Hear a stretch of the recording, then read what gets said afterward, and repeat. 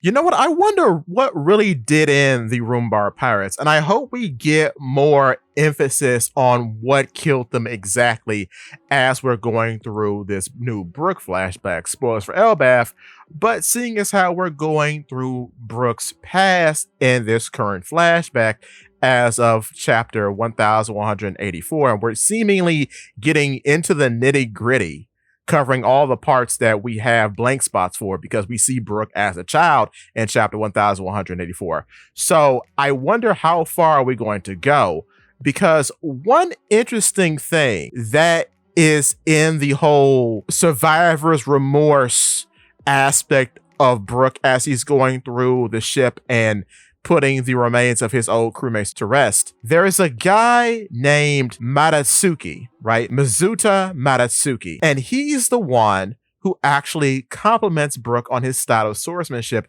and asks him to train him in the way of the quick draw technique. And this is pretty touching in hindsight because Brook most likely begged Ruvian or Candle to teach him the quick draw technique when he was a child. So I do wonder, did he and this guy have a super personal relationship when the Roombar Pirates were off and pushing? More somber still is that we know that his crewmates renamed his technique once he became a part of the Roombar Pirates. I really do wonder, is there going to be any context of Brook having any sort of relationship with them, or are we going to get any other names for any other Roombar Pirates? Because another prominent guy that shows up a lot in the manga and the anime is this weird random fat guy with little glasses.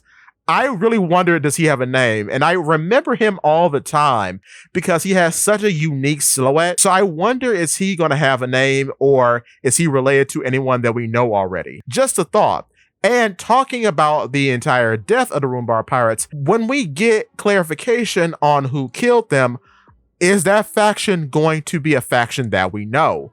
Is there more detail to that faction that actually leads back to some characters that we know currently in the story already? And furthermore, how did the ship end up in the Florian Triangle? Because it said that the crew was attacked by poisonous weapons. So I wonder what kind of poisonous weapons they were attacked by. I've always had the thought that maybe a previous user of the gas fruit did something to them, or perhaps the venom fruit, but that remains to be seen. I have no idea, because the weird part about this time in One Piece is that none of the characters that we know currently, for the most part, existed during that time, or they were just getting their start. So it's kind of hard to tell who had what dull fruit and so on and so forth. So yeah, I really want emphasis about this time because it's one of the more interesting times in One Piece because we just have little information about it. This is a time in which none of the big wigs existed. So yeah, it's very interesting. And I really do hope we get a lot of clarification about things moving forward as we move through Brook's flashback. But with that being said, if you are enjoying the video so far, click the like button. And if you want to see more from me, hit the subscribe button, followed by that bell so you never miss a video. In addition to that as well, click the hype button because it really does help. With that being said, give me your thoughts and tell your friends about Polypede Works.